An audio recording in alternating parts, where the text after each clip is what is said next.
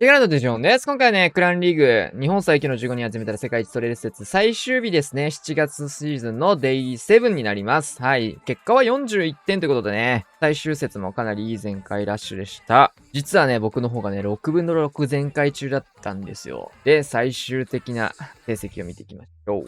はい、ということでね、取りこぼしまして 89%。なんと見てください。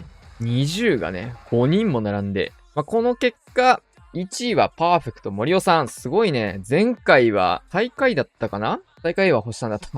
前回はね、14位で入れ替え戦を戦ってて、ちょっとね、負けてはしまったんですが、ラビさんがね、引退をされまして、代わりに入ってもらったってことなんですけども、継続でね、今月は無事パーフェクトということが多かったですね。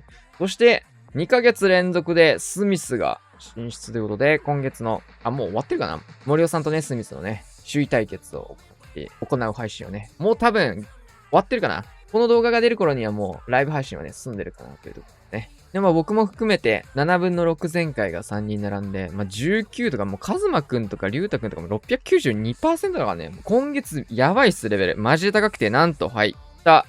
ヒロヤさん18点でまさかの入れ替え戦ということで、18点がビリ2入ってきて、だって他のクランのクランリーグのスクショとか見ても、なんか、上の方19点、17点とかで、18点のこの辺の人たちで上の方本来入ってくるような感じになったりするクラもね、多い中、ビリツ18、664、えぐーっていう。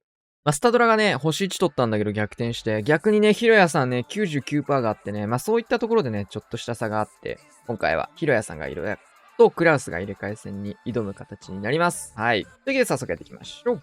はい。というわけでね、クランリーグ結果なんですけど、こちら351.1 位は取れず、かなりいいスコアだったんですけどね、3位というところで、攻め残しが2本と、星1が2本かな、多分。星3つでよかったんでね、シンプル攻めてればっていうところと、ちょっとずつね、取りこぼした星っていうのはね、各々あると思うので、そういったところが改善できれば1位も取れるシーンだったかなというところでした。今月ぐらいのペースで全開を取れば、1位も全然狙えるっていうところでね、証明できたと思いますので、来月以降も頑張っていきたいと思います。はい、というわけでやっていきましょう。個人的にもね、パーフェクト取れるチャンスではあったんですけど、ちょっと、感覚的なズレみたいなところで、時間の方も結構間に合わない感じだったかな。破壊率の方でもね、98までは伸びてなかったんじゃないかなって感じでね、ちょっとあんま思い出せないんだけど。さあ、額です。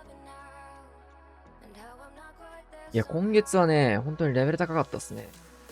やっぱり、入れ替え戦みんな、戦いたくない。入れ替え戦やりたくないっていうよりはプライド的なものでやっぱね、順位争いみたいなのを意識した結果、ずっとレジェンド編成で攻めてたような人たちもしっかりね、配置に合わせて編成変えたりみたいなところで、意識も上がってくれて、本当にね、助かりますね。なので、今月は非常にレベルも高く面白いアタックがたくさん見れたんじゃないかなというところですね。さあ、ウッドランチャー型のスーパーボーラー。イーグル越しにマルチ IT 吹っ飛び。激強ウッドランチャーとスーパーボーラーのダメージがね、連鎖でドドドンと入りましたね。もう瞬間火力みたいなところはもう圧倒的にスーパーボーラーが高いですね。そこも、ドカドカドカと迫撃砲の方まで飛ばしていきつつ、ウッドランチャーが道を作っているような状況になってます。ただちょっと破壊力ありすぎてタウンホールの方までクイーンが来てくれません。なので、ここ、レイジインビジブルを使って、タウンホールの方もフリーズ。もう一回フリーズでタウンホール固めないと折れなそうかな。さあ、レイジをかけて、イエティがタウンホールまではなんとか触ることができているという状況。オーデンもレイジに乗って殴ってくれて、さすがにちょっと、勢いありすぎて、クイーンがターゲット取れるものが残ってなかったですね。破壊しすぎてっていう、ちょっと珍しいパターン。逆サイドからロイヤルチャンピオン展開。スケルトンの呪文もあるので、ここは対地クロスのところとしていきまして、ターゲットしっかり拾えてますね。こういうところね、ミスなく最後もね、詰めていくのがね、さすがですね。ストライカーもキングに合わせたいところ。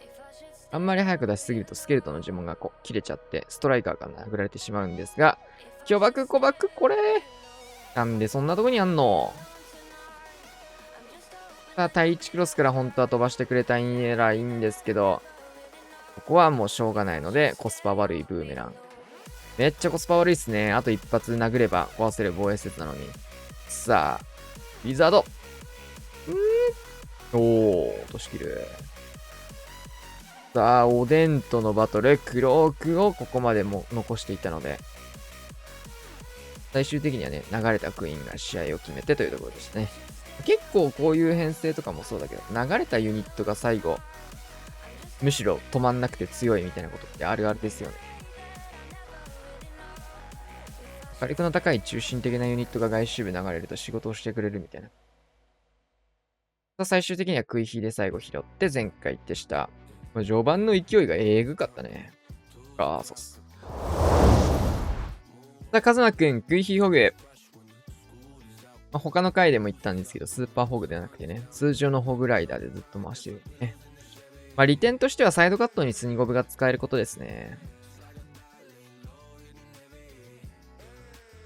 さあ、6時食い火スタートというところ。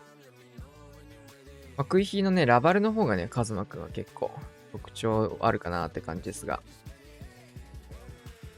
編成としてはホグを今選択してやってるみたいですね。ホーミングチェックのバルーンも合わせつつ、インビジブルターが発動していって、迫撃、援軍が美味しいしかも、よくわかんない。エレクトロタイタンと、ネクロとストライカーというところ。ポイズンだけで安全に処理ができるし、時間もそんなにかからないというところでね。事故リ要素がない援軍が非常にありがたいですね。ターンホールの方もインビジブルターが事前に解除ができているので、無料打ちしつつ、シングル IT にね、捕まらないように、あとは食い火を展開してって感じですね。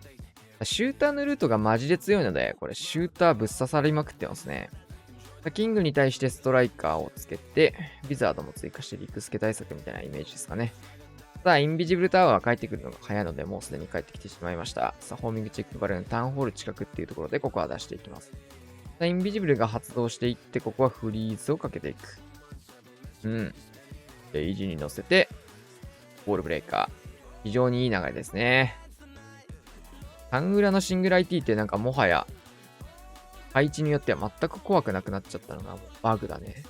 タングラモノリスの脅威を知ってから、シングルインフェルノぐらいなんとかなるっしょみたいな発想にもうなってる。犯されてる。もうおかしい。タウンホールのところまでね、貫通させて、奥のところまで。キングの方にもウォールブレーカーロイヤルチャンピオンつけて、もう食いラバのようなロイヤルチャンピオンの使い方ですね。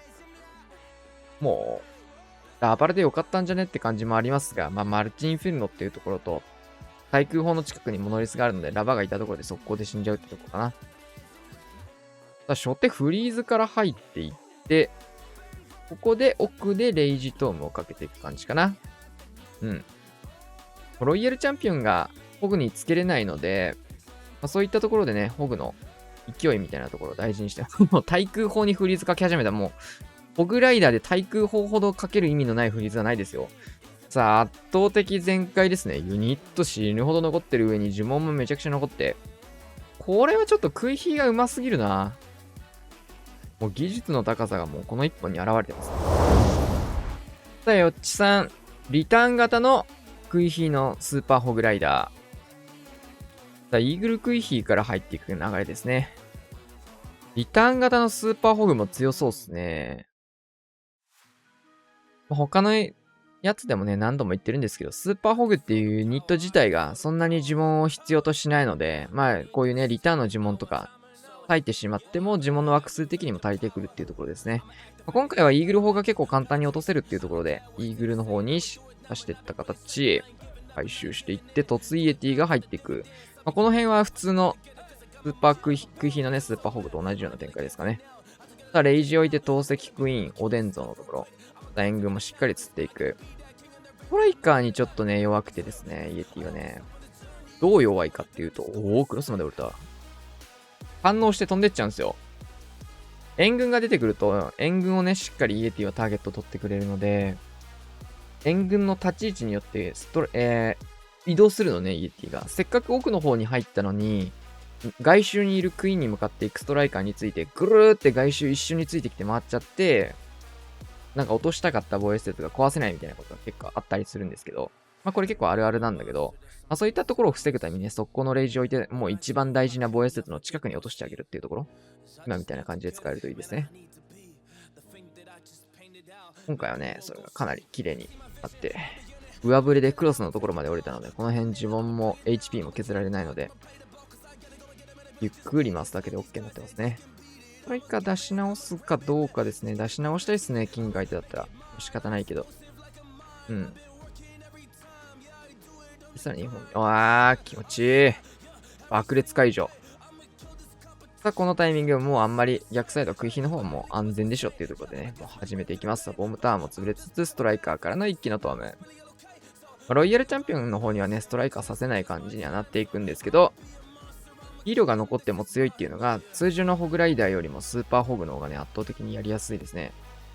リターの呪文をね、もうすでに使ってはいるんですけど、クイーンの方は黒く、機体しっかり打ちつつ、マルチ IT はフリーズで固め続けて、ロイヤルチャンピオンのところ、こっちも入れていきたい。ロイちゃん対決はリクスケにちょっと阻害されていますが、ライダーとかね、いるんでね、ここポイズン打っていきましたね。援軍処理にポイズン使わなかったっていうところで、ようやくここでロイヤルチャンピオン触れるようになってきました。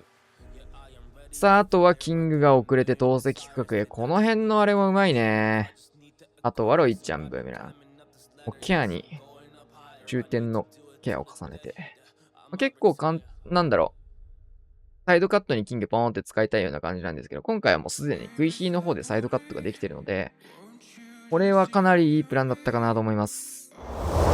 さあ、クラウス61点差。最終日ということもあって、非常にみんな質が高いですね。レベルが高い。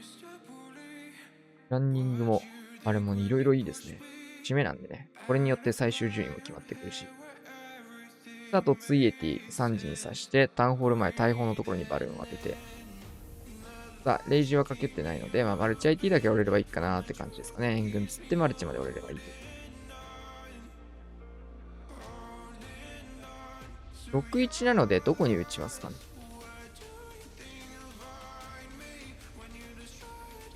クロスとマルチが重なるような場所はないので、シングル打つことはないでしょう。モノリスなのかな。タウンホールを起動するクイーンが打つようなタイミングぐらいで、一緒にクエイク巻き込んでって感じになるのかな。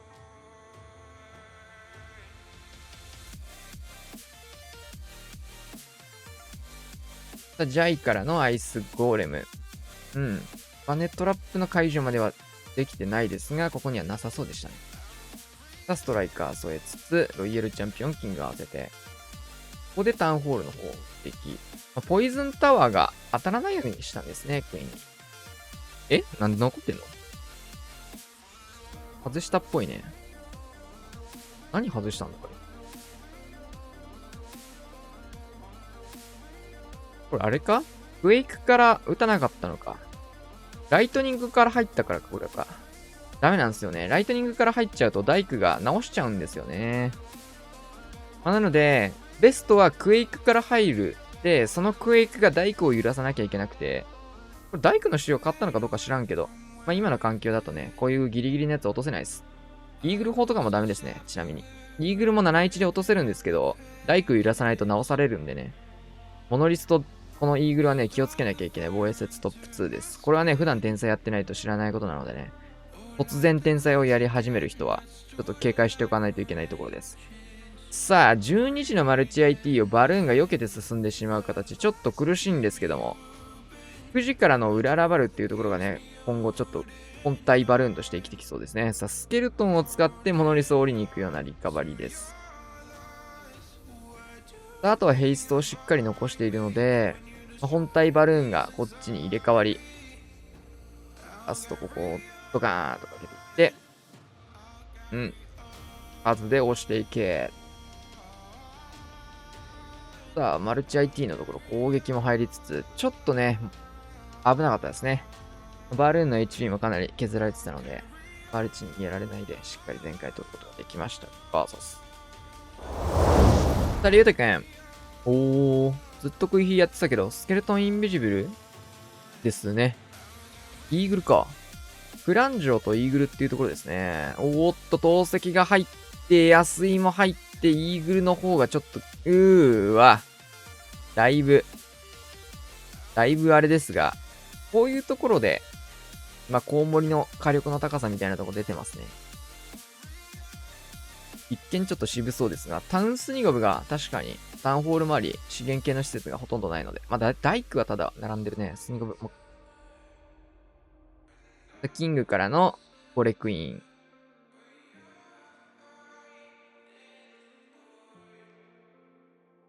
さあ、部員さん部員さん。これ、でもどういうプラン見てたんだろう。部員はこれでいいのかな、流れとして。よくわかんないや。まあ、キングがね、うちが頑張ってくれました。援軍もありません。さあ、ここからロイヤルチャンピオンとボマーを添えて、マルチ IT が3個ね、こんなところ並んでるので、普通に考えたらちょっとラバルするのは嫌だなって思うようなところかな。なんですけど、ここロイヤルチャンピオンとボマーを使いつつ、まあ、本命的な意味で言うと、ボマーがね、この辺管理してくれるといいなっていうところですね。オーデンまだつけない。遅れて登場。ちょっといろいろごてってますが、しっかり前回取ってたやつですからね、これも。さあ、ここでトーム。中心部かなり火力高いですね。レイジタワーに乗ってマルチ投石。この辺、ラバルからするとえぐいですね。テスラとかも入りつつ。さあ、あとはフリーズかけ続け。レイジタワーがかかるような範囲でね、乗せようとすると、こうやってどうしてもフリーズが1本で美味しくなっちゃう区画が出てくるので、表裏一体ですよね。レイジタワーの火力は上がるんだけど、フリーズのバリューも上がるみたいな。さあ、これ、一旦すね、これ、投石マルチ残っていって、これ、ウォーデンが倒せなかったのかな。オールが、マルチインフェルノにチェインダメージが入っていきまして、ちょっとずつのこの追加ダメージも結構でかかったっすね。これ、投石のレベルが1個上がってたらちょっとわかんなかったっすね、これ、最後。さあ、ギリギリですが、取り切ってないですね。さあ、レンさん、スケルトンインビジブルコウモリ。レンさんもずっとラバルやってますね。まあ、これはマルチかな。うん。シングル。シングルとマルチも打ってるか。3本折りっていうところですね。マルチインフェルノ、シングルインフェルノ、両方ここは決まっていって、クランジョの方も大丈夫そう。ポイズン。解除、美味しい。タウン前からベビドラバルーンを使っていって、タウンホールにキングかクイーン誘導しそうですが、キングですね。最近の主流は結構クイーンじゃなくてタウンホールをキングで取るっていうのがね、やってますね、ラバルで。ただ、ちょっとクイーンが入りたい。いいっすね。いいチェック。ベビドラで、多分投石のタゲをベビドラで拾えたらなーみたいな、そういう感じのデビじゃなかったな、多分ちょっと目的としては。さあ、クイヒっていうか、クイーンのためにちょっとヘイストバルーンをって、この辺の対応もね、偉いですね。普通に何もせずにやってたらね、かなり苦しいところだったんですけど。ヘイストバルーンのリカバリーっていうのはね、うまいですね。ストライカー添えてキックイーンでロイちゃん殴っていくんですが、処理までできる。うまい。タイミングも良かったですね。さあ、ボマーも合流しつつフリーズかけて、あとはストライカーとラバハウンド巻き込んで一気のトームをかけたいところですが、少し舐めていきます。ラバはもう完全に離してくるから。ちょっとモノリスの攻撃が気になりますね。どんどんバルーンで落ちてって、ここモノリスにフリーズをかけてヘイストまで乗っけていく。ストライカー今投げるとキングに向かっちゃうのな。ここトームは割とありだけど、まだかけない。ロイヤルチャンピオンすら使ってないな。まだ耐えてますね。これはもうここでかけちゃいます。キングの方がパピーの方でだいぶ処理ができそうっていうところで、ここから遅れてストライカー登場。ロイヤルチャンピオンで陸の、タゲを取ってるっていうところ。さあ、フリーズをかけてストライカーをクイーンのところまで。我慢した甲斐があって、ここは突破していきました。反対サイドがシングル IT っていうところもあって、呪文がもうすでに残ってないんですけど、関係ないですね。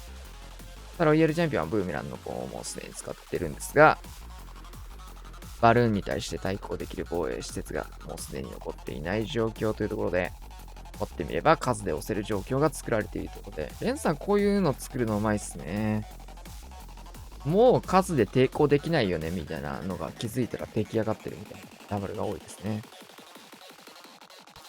ガーサス。いいプランでしたね。ナイス全開。さあ、森尾さん。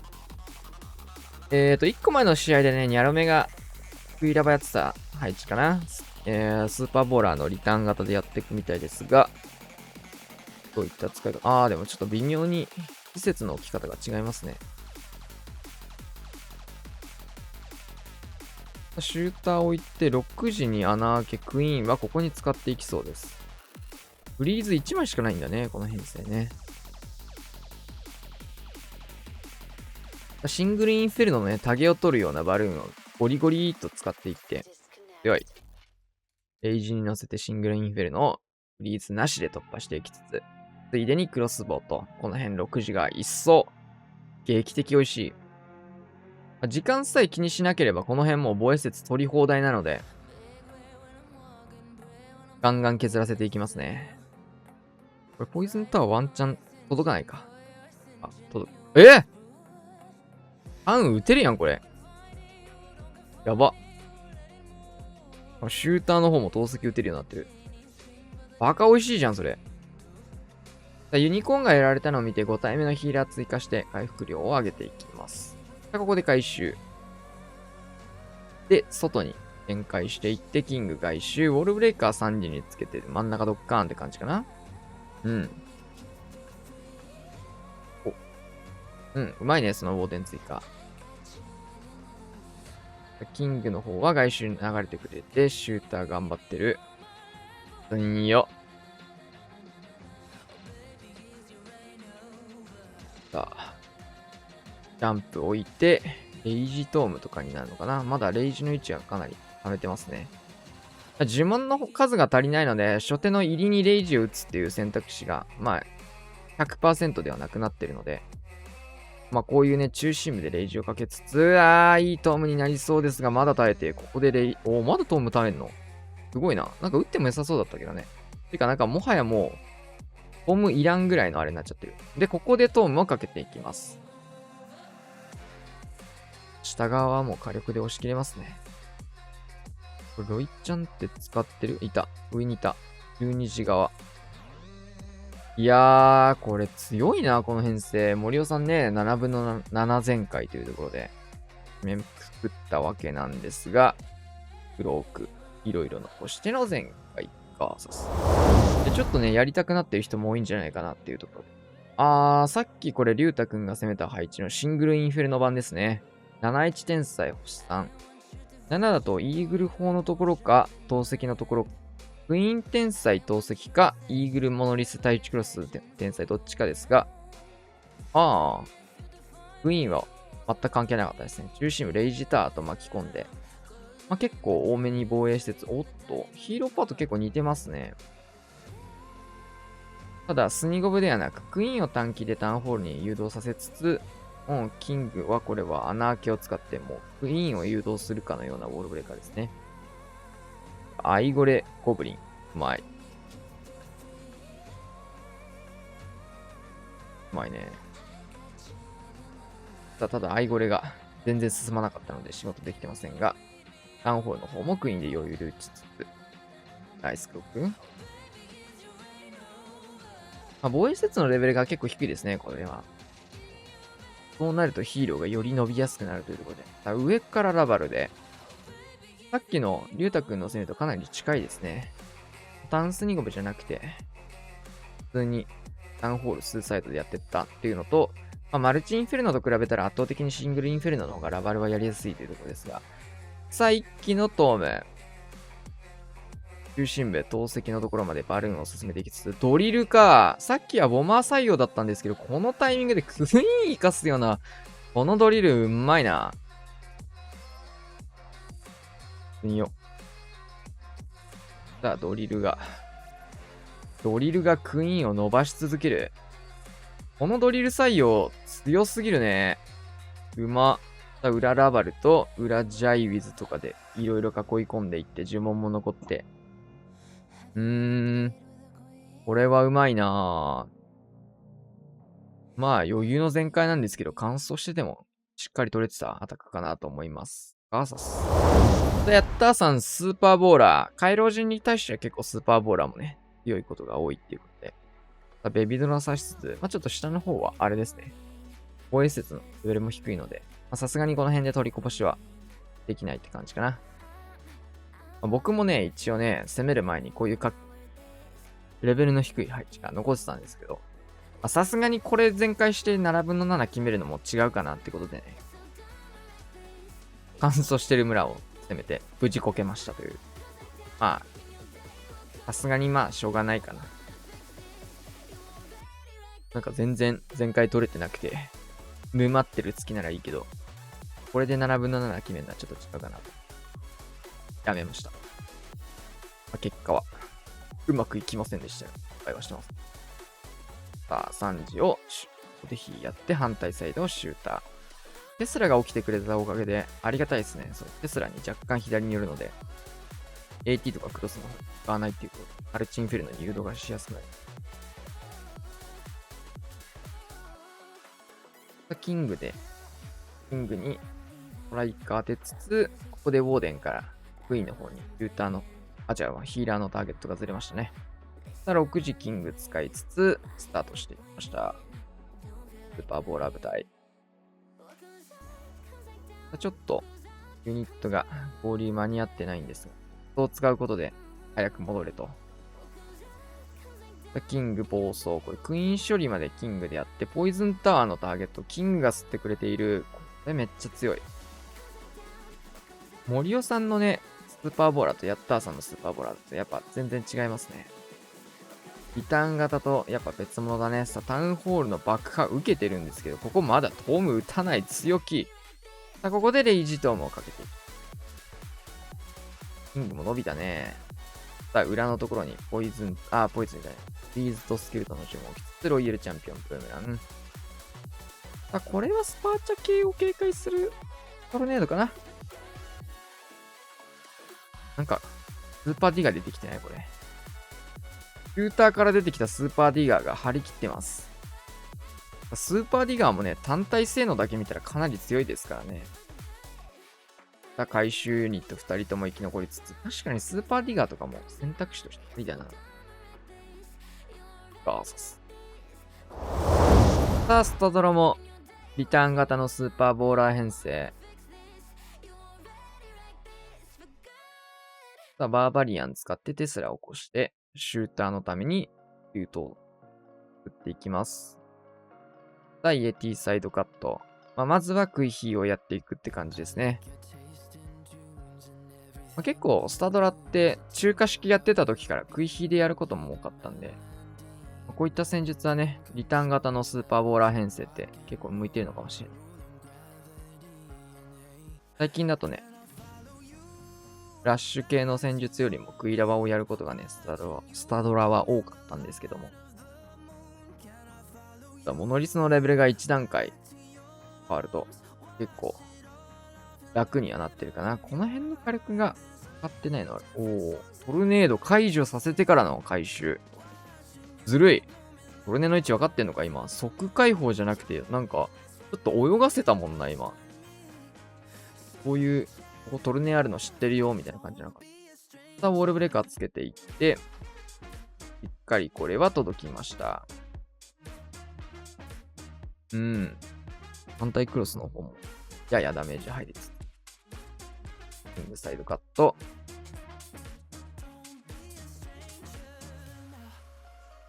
イーグルの方にそれてしまったユニットが。はい。これじゃないや。ボールブレイカーからのエレクトロタイタンいるとやっぱ援軍処理スムーズですね。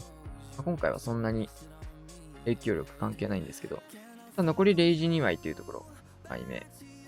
この編成は強いんですけど、レイジとかインビジブル、フリーズとかインビジブルみたいなサポート呪文がね、1枚ずつしか積めないっていうところです。これがかなり弱点にはなってるので、ミスった時のリカバリーを呪文でごまかすみたいなことは効かないんで、しっかりプラン組みつつ、的確なタイミングでね、いろんなユニットを動かしてあげないと、前回まで繋がりにくいですね。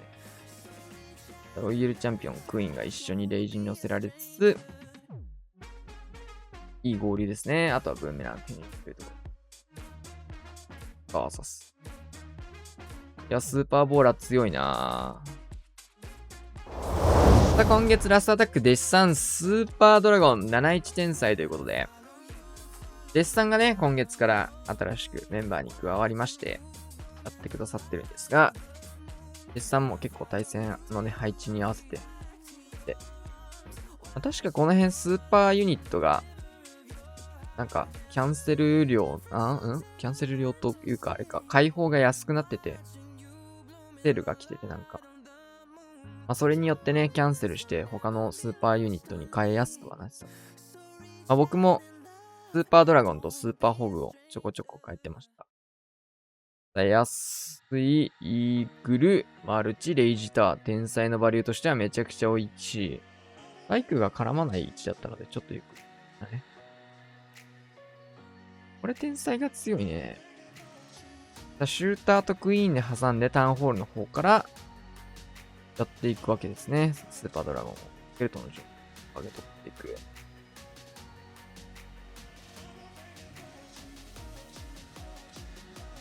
ホーミングチェックもしっかりバルーンの方で拾えてますね。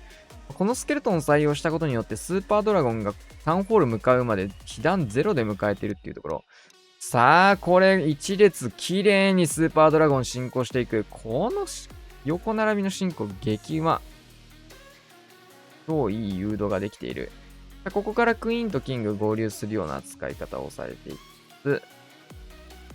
スーパードラゴン貫通。グランジを潰してほしいんですけど、援軍が出てしまいます。結構難しいよね。スーパードラゴンの方も、なかなかライドラと違って、進行速度はやっぱライドラの方が速かったりすることも多いかな。レイジとかあると。グランジを潰れなきゃいけないタイミングで、クイーンたちがもう来ちゃってることが多いんですよね、スーパードラゴン。やるとわかるんだけど。なぜならね、対空砲折れるタイミングぐらいまではね、クイーンが対空砲折れるようなタイミングぐらいまではやっぱスーパードラゴンも開始ができないので、まあ、どうしてもそこまで待たなきゃいけないっていうところがあるんですけど、さあ、ロイヤルチャンピオンが最後能力残って、クイーンの方も能力残って、まあ防衛節低いところはあるんですけど、まあしっかり、こういった配置に対しては、スーパードラゴンの HP が削られづらいというところでね、もう格下攻めかのようなね、HP の暴力。さあ、両ヒーロー能力としての全回一回撮影した。はい、というわけでね、終わりまして41対31というところでした。ちょっとね、最終順位の方がまだ出てない段階で撮影しているので、どうなってるかわかんないです。出てからまた撮り直してるかなって感じですね。はい。というわけで今回こんな感じで終わりたいと思います。チャンネルルルルルルルルルル